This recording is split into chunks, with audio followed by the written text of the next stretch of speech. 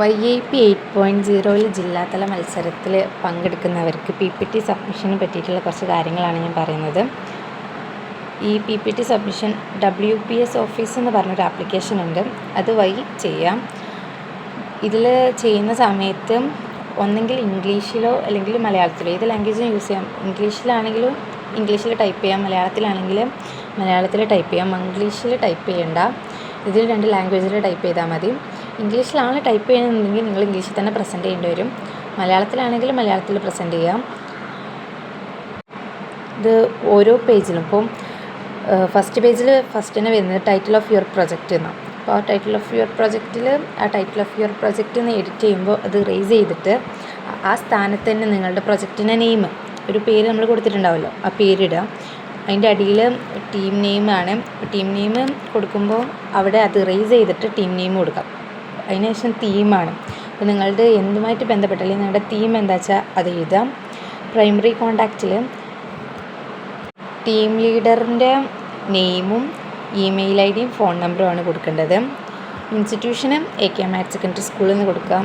District Malappuram കൊടുത്താൽ മതി. ഇത് ഓരോന്ന് ഇറേസ് ചെയ്തിട്ട് അതേ പ്ലേസിൽ തന്നെ ആൻസർ ചെയ്താൽ മതി. പിന്നെ പ്രോബ്ലം സ്റ്റേറ്റ്മെൻ്റ് ആണ്. അങ്ങനെ ഹെഡിങ്ങുകളുണ്ടാവും. ഇപ്പോൾ ഓരോന്നിനും പ്രോബ്ലം സ്റ്റേറ്റ്മെൻറ്റ്, ഇമ്പാക്റ്റ്, അങ്ങനെ ഓരോന്ന് പറഞ്ഞ ഹെഡിങ്ങുകളുണ്ടാവും. അത് റേസ് ചെയ്യേണ്ട. അതിന് താഴെയുള്ള ക്വസ്റ്റ്യൻസ് റേസ് ചെയ്തിട്ട് ആ പോയിൻറ്റിൻ്റെ അവിടെ ആൻസർ ചെയ്താൽ മതി. പ്രോബ്ലം സ്റ്റേറ്റ്മെൻറ്റിൽ നിങ്ങളുടെ പ്രശ്നം എന്താ, പിന്നെ അതൊന്ന് ഡിസ്ക്രൈബ് ചെയ്യാനാണ് പറയുന്നത്. പ്രശ്നം എന്താണെന്നുള്ളത് ശരിക്കും ചെയ്തിട്ട് പിന്നെ ഒന്ന് ഡിസ്ക്രൈബ് ചെയ്തിട്ട് നിങ്ങളുടെ എന്ത് പ്രശ്നമാണ് നിങ്ങൾ പരിഹരിക്കാൻ ഉദ്ദേശിക്കുന്നത് ആ പ്രശ്നം ഒന്ന് ഡിസ്ക്രൈബ് ചെയ്ത് എഴുതുക. അടുത്ത ഐഡിയ സമ്മറിയിൽ ഇപ്പം നമ്മൾ എന്താണ് നിങ്ങളുടെ ഐഡിയ എന്നുള്ളത് ഒന്ന് ചുരുക്കി, എന്താണെന്നുള്ള കണ്ടൻറ്റ് കംപ്ലീറ്റ് വേണമെന്ന് വൈൽഡായിട്ട് ഒന്നായിട്ട് എഴുതണ്ട, ചുരുക്കിയിട്ട് എന്താണ് ഐഡിയ എന്നൊന്ന് എഴുതുക. പിന്നെ പ്രൊഡക്റ്റ്, സോഷ്യൽ കേസ്, റിസർച്ച്, അതിൽ കുറച്ച് ക്വസ്റ്റ്യൻസ് ഉണ്ടാവും. ഇപ്പോൾ നിങ്ങളത് എന്താണ്, പ്രൊജക്റ്റാണോ, സോഷ്യൽ കേസ്, അങ്ങനെ എന്താണെന്നുള്ള ക്വസ്റ്റ്യൻസ് ഉണ്ടാവും, അതിനെ ആൻസർ ചെയ്യുക. പിന്നെ രണ്ടാമത്തെ വരുന്നത് ഇത് ആർക്ക് വേണ്ടിയിട്ടാണ് ഉണ്ടാക്കുന്നത്, അവർക്ക് അത് എഴുതുക. പിന്നെ എന്തുകൊണ്ടാണ്, അങ്ങനെ കുറച്ച് ക്വസ്റ്റ്യൻസ് ഉണ്ടാവും, അത് ആൻസർ ചെയ്യാം. പിന്നെ ഇതിൽ ചോദിക്കുന്നത് ഇതിന് ഈ ഒരു പ്രശ്നത്തിന് പരിഹാരം ഇതിനു മുമ്പ് ആയിട്ട് എന്തെങ്കിലും ഉപകരണങ്ങൾ ഇവിടെ ഉണ്ടോ, അല്ലെങ്കിൽ ആരെങ്കിലും കണ്ടുപിടിച്ചിട്ടുണ്ടോ, ഉണ്ടെങ്കിൽ മാത്രം ഉണ്ടെന്ന് എഴുതുക, ഇല്ലെങ്കിൽ ഇല്ല എന്ന് എഴുതിക്കോ. അടുത്തത് പ്രൊജക്റ്റ് സ്റ്റാറ്റസ് ആണ്. നിങ്ങളുടെ പ്രൊജക്റ്റ് സ്റ്റാറ്റസിൽ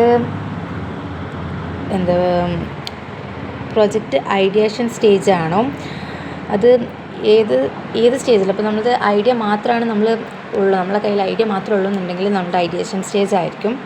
അതല്ല, നമ്മളൊരു പ്രൊഡക്റ്റ് ഉണ്ടാക്കിയിട്ടുണ്ടെങ്കിൽ, അതിന് ഇതാക്കുള്ള ഒരു പ്രൊഡക്റ്റ് ഉണ്ടാക്കിയിട്ടുണ്ടെങ്കിൽ അതിനനുസരിച്ച് നിങ്ങളുടെ ഏതാണോ സ്റ്റേജ് അത് അവിടെ കൊടുക്കുക. അതിനെക്കുറിച്ച് വേറെ ഒന്നും എഴുതേണ്ടത് മാത്രം എഴുതിയാൽ മതി. പിന്നെ IP സ്റ്റാറ്റസ് ചെയ്തിക്കണോ ഇല്ലേ എന്നാണ്. ചെയ്തിക്കണമെങ്കിൽ ഫയൽഡ് കൊടുക്കുക, ഇല്ലെങ്കിൽ നോട്ട് ഫയൽഡ് കൊടുക്കുക. അടുത്തത് വരുന്നത് voice of stakeholder survey ആണ്. അത് ഇമ്പോർട്ടൻ്റ് ആയിട്ടും ചെയ്യണം. ഇതിൽ കൂടുതൽ കാര്യങ്ങൾ നമുക്ക് ഇൻക്ലൂഡ് ചെയ്യാൻ പറ്റില്ല. Voice of stakeholder survey എന്ന് പറഞ്ഞിട്ട് നമ്മൾ PDF ആയിട്ട് വേറെ ചെയ്യണം. നിങ്ങളുടെ ബന്ധപ്പെട്ടിട്ടുള്ള ഒരാൾക്കാർ, ഒന്നെങ്കിൽ ഈ ഒരു പ്രശ്നം നേരിട്ട് ആളോട് പോയിട്ട് നമുക്ക് ആശയവിനിമയം അല്ലെങ്കിൽ ഒരു ഇൻ്റർവ്യൂ പോലെ നടത്താം. അതല്ലെങ്കിൽ നിങ്ങളുടെ ഒരു പ്രൊഡക്റ്റുമായിട്ട് ബേസ് ചെയ്തിട്ട്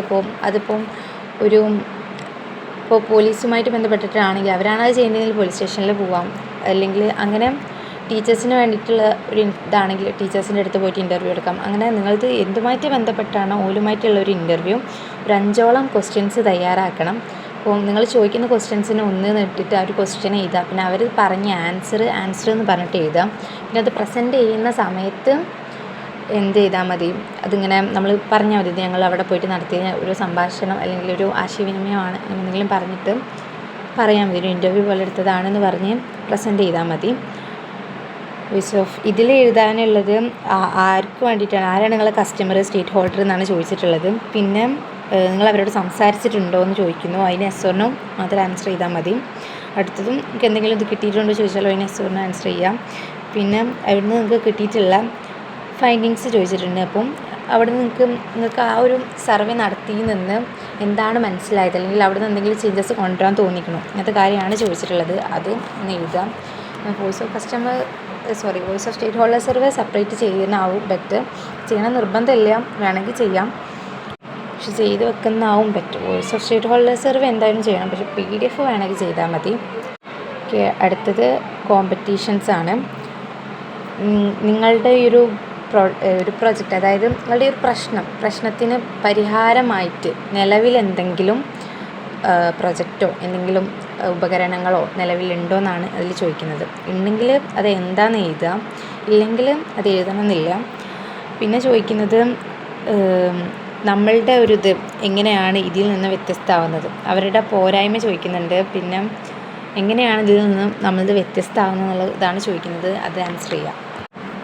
പിന്നെ വരുന്നത് ഡ്രോയിങ് ഓഫ് യുവർ പ്രൊഡക്റ്റ് വരുന്നതാണ്. അത് എങ്ങനെയാണ് നിങ്ങളുടെ പ്രൊഡക്റ്റ് ഉള്ളത് എന്ന് ഒന്ന് ചെറുതായിട്ടൊന്ന് വിവരിച്ച് എഴുതിയാൽ മതി അവിടെ.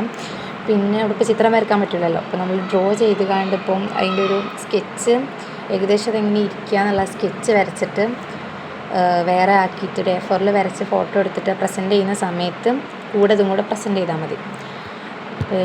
അത് എങ്ങനെ പ്രസൻറ്റ് ചെയ്യാന്ന് വെച്ചാൽ നമ്മളിപ്പോൾ ഒരു വാട്സപ്പ് ഗ്രൂപ്പിലോ അത് ആദ്യം സെറ്റ് ചെയ്ത് വെക്കണം, അല്ലെങ്കിൽ ചിലപ്പോൾ പേഴ്സണൽ ഡാറ്റാസ്, കാരണം നമ്മളിപ്പോൾ വാട്സപ്പ് യൂസ് ചെയ്യുമ്പോൾ നമ്മൾ പേഴ്സണലായിട്ടുള്ള കാര്യങ്ങളൊന്നും പുറത്ത് വേണമെങ്കിൽ നേരം അത് ഈ ഒരു PPT സബ്മിഷൻ അതിൻ്റെ അടിയിൽ ഈ പറഞ്ഞ voice of stakeholder survey അതിൻ്റെ ഈ ഫോട്ടോ അങ്ങനത്തെ കാര്യങ്ങളൊക്കെ കറക്റ്റ് ഓർഡർ ചെയ്ത് വെക്കണം. നമ്മൾ മത്സരത്തിന് പങ്കെടുക്കുന്നതിന് മുമ്പ് തന്നെ അരമണിക്കൂർ സമയം ഉണ്ടാവുള്ളൂ. അരമണിക്കൂറിൽ 10 മിനിറ്റാണ് നമുക്ക്, 10-15 മിനിറ്റ് ആയിരിക്കും, 10 മിനിറ്റ് ആണ് സ്റ്റേറ്റിലുണ്ടായിരുന്നത്.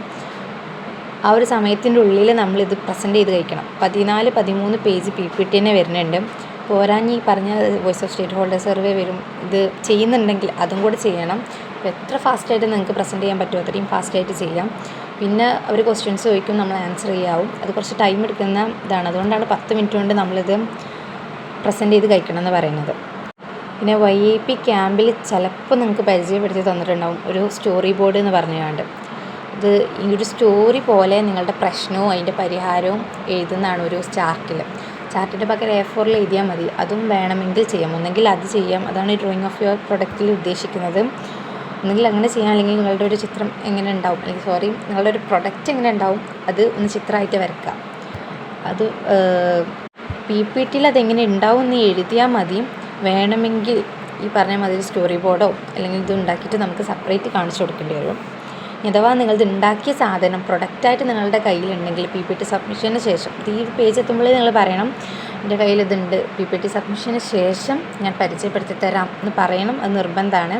പറഞ്ഞതിന് ശേഷം നിങ്ങൾക്ക് വേണമെങ്കിൽ കാണിച്ചു കൊടുക്കാം, ഇതാണ് സാധനം. അല്ലെങ്കിൽ ഈ ഒരു പേജ് പോയിട്ട്, അല്ലെങ്കിൽ നമ്മൾ ഉണ്ടാക്കിയുള്ള സ്റ്റോറി ബോർഡോ അല്ലെങ്കിൽ ഇത് പോയിട്ട് നമുക്കിങ്ങനെ പറഞ്ഞ് വിവരിച്ചു കൊടുക്കാം. എന്തായാലും പ്രശ്നമില്ല. നമുക്ക് എന്താണോ നമ്മുടെ കയ്യിലുള്ളത്, ഏതാണോ കോൺഫിഡൻറ്റ് കിട്ടുന്നത് ആ രീതിയിൽ ചെയ്യാം.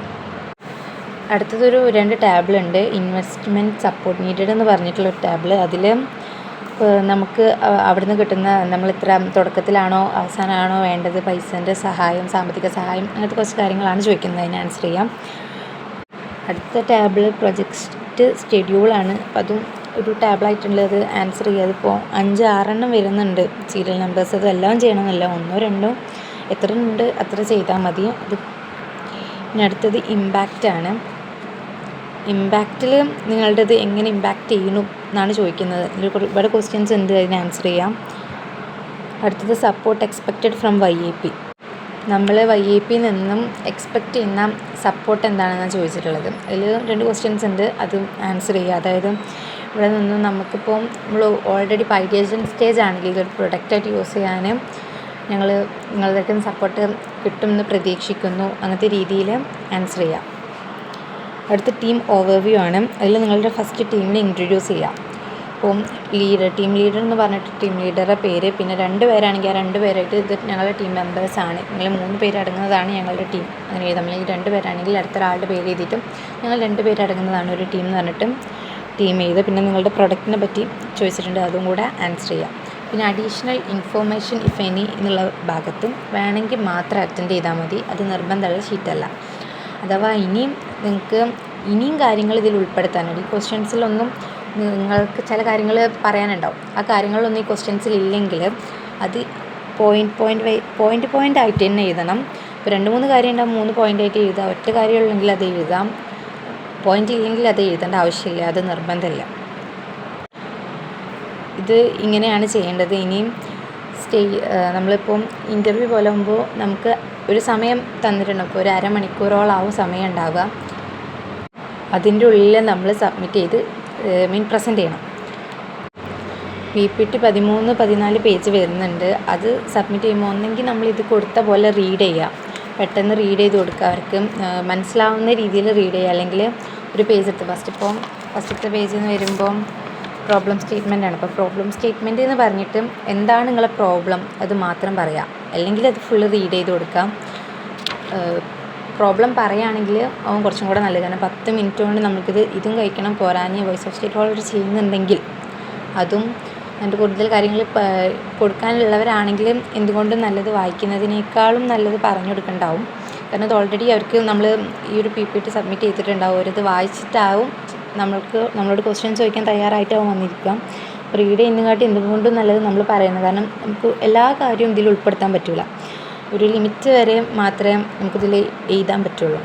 അതിന് പുറമേയുള്ള ചില കാര്യങ്ങൾ ഇൻക്ലൂഡ് ചെയ്യണമെങ്കിൽ നമ്മളത് വിവരിക്കണം. രണ്ടിനും കൂടെ ടൈം ഉണ്ടാവില്ല, 10 മിനിറ്റേ ഉള്ളൂ. അതിൻ്റെ ഇടയിൽ ഇതും കഴിഞ്ഞ് നമ്മൾ വേണമെങ്കിൽ voice of stakeholder survey ഉണ്ടെങ്കിൽ അതിൻ്റെ PDF ഉണ്ടെങ്കിൽ അതും ചെയ്യണം. പിന്നെ ഫോട്ടോ അല്ലെങ്കിൽ ആ ഒരു സാധനം പ്രൊഡക്റ്റ് ഉണ്ടാക്കിയതാണെങ്കിൽ അത് വിവരിച്ചു കൊടുക്കാനും ടൈം പോകും. അപ്പോൾ 10 മിനിറ്റിൻ്റെ ഉള്ളിൽ പെട്ടെന്ന് പ്രസൻറ്റ് ചെയ്ത് കഴിക്കാൻ വേണ്ടിയിട്ട് പ്രാക്ടീസ് ചെയ്യാം. പിന്നെ നിങ്ങളുടെ പ്രൊഡക്റ്റുമായിട്ട് അല്ലെങ്കിൽ ഒരു പ്രൊജക്റ്റ് എന്തായാലും അതുമായിട്ട് ബന്ധപ്പെട്ട ക്വസ്റ്റ്യൻസ് അവർ ചോദിക്കും. ചിലപ്പോൾ നമുക്കതിന് ഫസ്റ്റത്തെ ക്വസ്റ്റ്യൻ തന്നെ ആൻസർ കിട്ടിയില്ല എന്ന് വരും. പക്ഷേ അത് ഒന്നാമത്തേന് മാത്രമേ കിട്ടില്ല വെച്ചിട്ട് പേടിക്കൊന്നും ചെയ്യരുത്. പിന്നെ രണ്ടാമത്തേനും മൂന്നാമത്തേലൊക്കെ ചിലപ്പോൾ കിട്ടിയെന്ന് വരും. കാരണം നമുക്കറിയാത്ത കാര്യങ്ങളായിരിക്കും ചിലപ്പോൾ ഒരു ക്വസ്റ്റ്യൻ ചോദിക്കുക. നമുക്ക് അറിയണ പോലെ അതിന് ആൻസർ ചെയ്യാം. 2 പേരാവും നിങ്ങളെ ക്വസ്റ്റ്യൻസ് ചോദിക്കാനും ഇതൊക്കെ ഉണ്ടാവുക. അവരോട് ഇത് പ്രസൻറ്റ് ചെയ്യുന്ന സമയത്ത് അവർ കേൾക്കുന്നുണ്ട് എന്ന് ഉറപ്പ് വരുത്തിയതിന് ശേഷം മാത്രം പ്രസൻറ്റ് ചെയ്യാം. പിന്നെ അവരോട് ചോദിച്ചിട്ട് വേണം പ്രസൻറ്റ് ചെയ്യാനും. പ്രസൻറ്റ് ചെയ്യുമ്പോൾ ശ്രദ്ധിക്കണം. ഓക്കെ, എത്രത്തോളം കോൺഫിഡൻ്റ് ആയിട്ട് നിങ്ങൾക്ക് പ്രസൻറ്റ് ചെയ്യാൻ പറ്റണോ അതുപോലെ അത്രയും കോൺഫിഡൻ്റ് ആയിട്ട് പ്രസൻറ്റ് ചെയ്യുക. കാരണം നമുക്കും ഒരു പ്രൊജക്റ്റ് അല്ലെങ്കിൽ നിങ്ങളുടെ ഒരു പ്രൊഡക്റ്റ് അത് ഒരു ഐഡിയ ഓൾറെഡി സബ് ജില്ലയിൽ സെലക്ട് ചെയ്തു, നല്ലൊരു ഐഡിയ ആയതുകൊണ്ടാണ്. ഇനി നമുക്ക് ജഡ്ജസിനെ ഇമ്പ്രസ് ചെയ്യാന്നുള്ളതാണ്. അപ്പോൾ എത്രത്തോളം പറ്റുന്നോ അത്രത്തോളം നമ്മൾ ഇട്ടിട്ട് വേണം ഇതിൽ ചെയ്യാൻ വേണ്ടിയിട്ട്. പിന്നെ നിങ്ങൾ ടീം മെമ്പേഴ്സ് ഒപ്പം ഇരുന്ന് ചെയ്യുന്നതാവും എന്തുകൊണ്ടും ഒരു നല്ലതെന്ന് എനിക്ക് തോന്നി. കാരണം 3 ആളും 3 ഫോണിൽ നിന്ന് അല്ലെങ്കിൽ 2 ആളും 2 ഫോണിൽ നിന്നാകുമ്പോൾ ഒരാൾ മാത്രമേ പ്രസൻറ്റ് ചെയ്യാൻ പറ്റുള്ളൂ. നല്ല പ്രസൻറ്റ് ചെയ്യാൻ പറ്റുന്ന ഒരാൾ പ്രസൻറ്റ് ചെയ്യുക. പിന്നെ ക്വസ്റ്റ്യൻ ആൻസേഴ്സ് വരുമ്പം ഒരു ചോദ്യം ചോദിക്കുമ്പോൾ നമുക്ക് എല്ലാവർക്കും ആൻസർ ചെയ്യാൻ പറ്റും.